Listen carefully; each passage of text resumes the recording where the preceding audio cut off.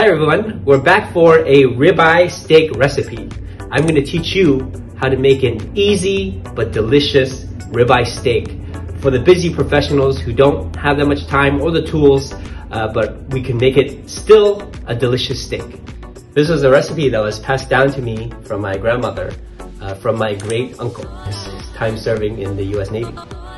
So first thing we're going to do is start by making the marinade.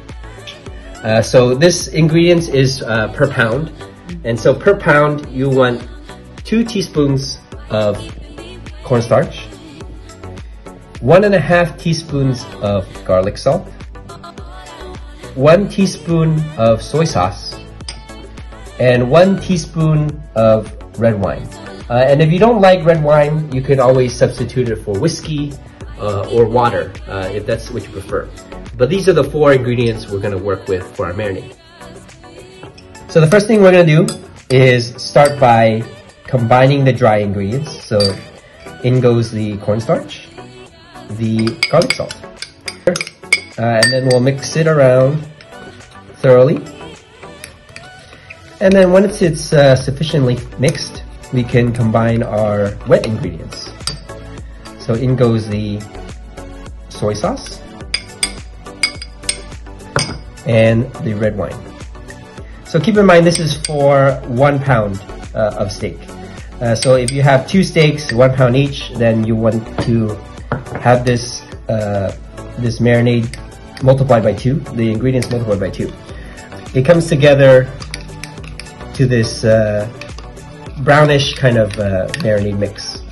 And it should be a little bit viscous, so very, very thick. Okay, great.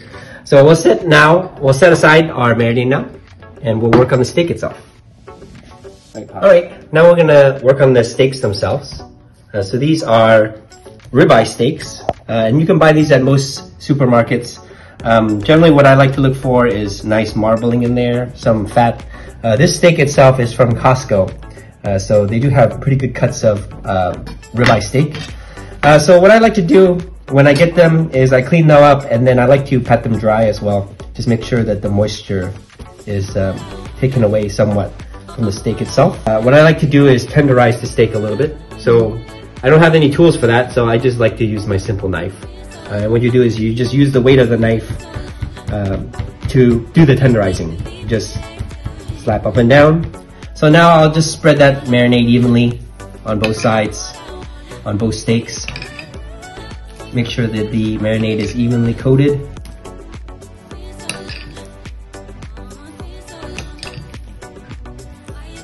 Get all the marinade into every little nook and cranny. This is where the tenderization comes in handy. It allows the marinade to penetrate more quickly. And there it is. There is our ready to cook prime rib. And so we'll prepare a plastic bag, and we'll put our steaks in the plastic bag and then let it marinate for at least an hour. Ideally you have them for overnight, and that way you allow the marinade to penetrate deeper. Alright, now our plastic bag is set. So this is how we're going to refrigerate our steaks. And this is where cornstarch really works its magic. You'll see later, it'll form a nice crust around the outside of our steak. So stay tuned for that. Okay, so now we're at the state where we're ready to cook. So give about like 15 minutes before you're about to serve. And so what you want to do is take your steaks out of the fridge. It'll be like this. And it's done marinating now. And what we want to do is turn our stove on to about medium, maybe low medium heat, and then put some olive oil in a pan, and then we're going to do a sear. So you want to get to a point where you can see a little bit of smoke that is appearing on the pan, and then we'll take our steaks and we'll put them right in. And there should be a little sizzling sound, not too loud, because these are very thick steaks, and so you want them to cook all the way through, so you want some time on it. So as we cook these, keep in mind you want to do, as a rule of thumb, you want to do about 5 minutes on each side. So we'll let it sit for 5 minutes on this side, and then 5 minutes are over, we'll flip it over, And then after those 5 minutes are done, then we'll take him out to rest. So that's the general rule of thumb. Alright, so now that 5 minutes have passed, we're going to do a flip. So you should be able to see some smoke along the edges and then some browning. So as you flip, I'll zoom in here.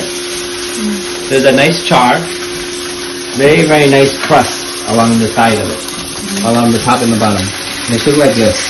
And that's the cornstarch at work. It makes a very crispy skin.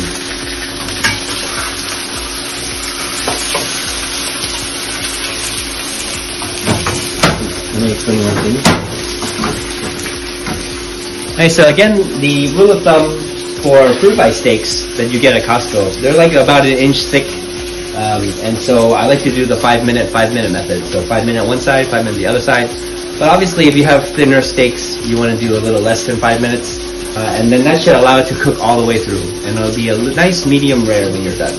So, yeah. Alright, here's the steak, here's the final product. Let's cut down the middle and see what it's like. Hopefully it's a nice pink medium rare.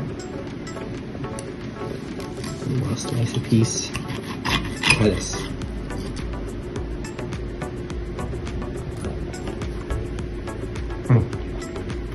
Good.